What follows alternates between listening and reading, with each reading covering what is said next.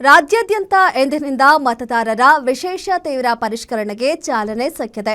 ಮನೆ ಮನೆಗೆ ಭೇಟಿ ನೀಡಿದ ಅಧಿಕಾರಿಗಳು ಅಗತ್ಯ ದಾಖಲೆಗಳನ್ನು ಸಂಗ್ರಹಿಸುತ್ತಿದ್ದಾರೆ. ಫಸ್ಟ್ ಡೇ ಮತದಾರರ ಪಟ್ಟಿ ಪರಿಷ್ಕರಣೆ ಹೇಗಿತ್ತು? ಎಸ್ಐಆರ್ ವೇಳೆ ಅಧಿಕಾರಿಗಳಿಗೆ ಸಿಎಂ ಪ್ರಶ್ನೆ ಮಾಡಿದ್ದೇನು? ಬನ್ನಿ ನೋಡೋಣ.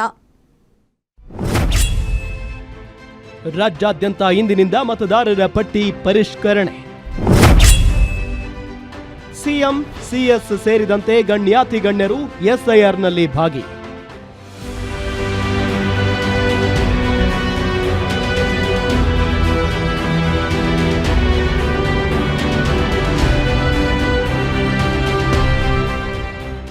ದೇಶಾದ್ಯಂತ ಭಾರಿ ಸದ್ದು ಮಾಡಿದ್ದ ಎಸ್ಐಆರ್ ಅಂದ್ರೆ ವಿಶೇಷ ಮತದಾರರ ಪಟ್ಟಿ ಪರಿಷ್ಕರಣೆಗೆ ರಾಜ್ಯದಲ್ಲಿ ಚಾಲನೆ ಸಿಕ್ಕಿದೆ.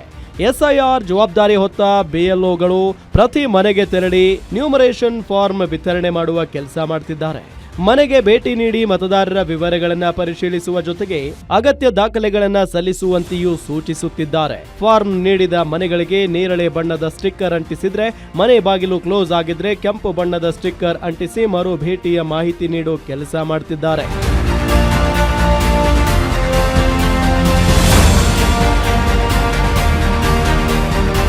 ಎಸ್ಐಆರ್ನಲ್ಲಿ ಸ್ವತಃ ಸಿಎಂ ಡಿಕೆಶಿ ಭಾಗಿಯಾಗೋ ಮುಖೇನ ರಾಜ್ಯದ ಜನತೆಗೆ ಸಂದೇಶ ಸಾರೋ ಕೆಲಸ ಮಾಡಿದ್ರು.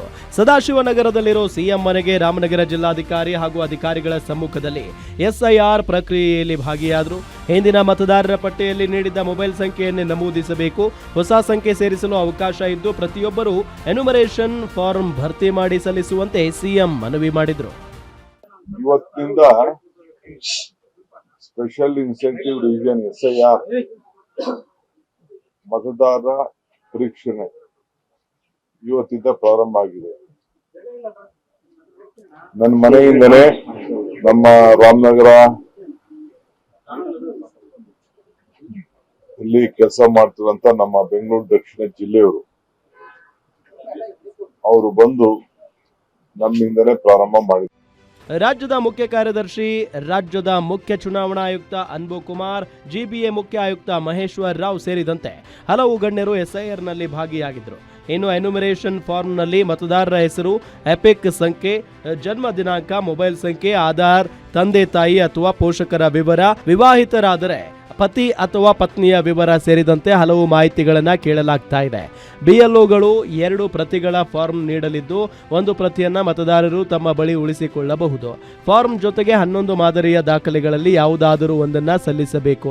ಜನನ ಪ್ರಮಾಣ ಪತ್ರ, ಪಾಸ್ಪೋರ್ಟ್, ನಿವಾಸ ಪ್ರಮಾಣ ಪತ್ರ, ಶೈಕ್ಷಣಿಕ ಪ್ರಮಾಣ ಪತ್ರ, ಜಾತಿ ಪ್ರಮಾಣ ಪತ್ರ, ಕುಟುಂಬ ನೋಂದಣಿ, ಸರ್ಕಾರಿ ಗುರುತಿನ ಚೀಟಿ ಸೇರಿದಂತೆ ಹಲವು ದಾಖಲೆಗಳನ್ನು ಮಾನ್ಯವೆಂದು ಚುನಾವಣಾ ಆಯೋಗ ತಿಳಿಸಿದೆ.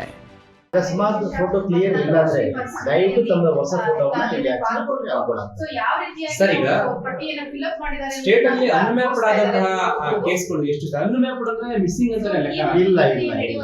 ಈಗ ಶ್ರೀಮತಿ ಅವರು ಕೂಡ ಅವರ ಒಟ್ಟಿಗೆ ಸೊ ಹಾಗೆ ಅವರ ಮಗನೂ ಕೂಡ ಈಗ ಕರ್ನಾಟಕ ರಾಜ್ಯದಲ್ಲಿ 5,54,00,000 ವೋಟರ್ಸ್ ಇದ್ದಾರೆ.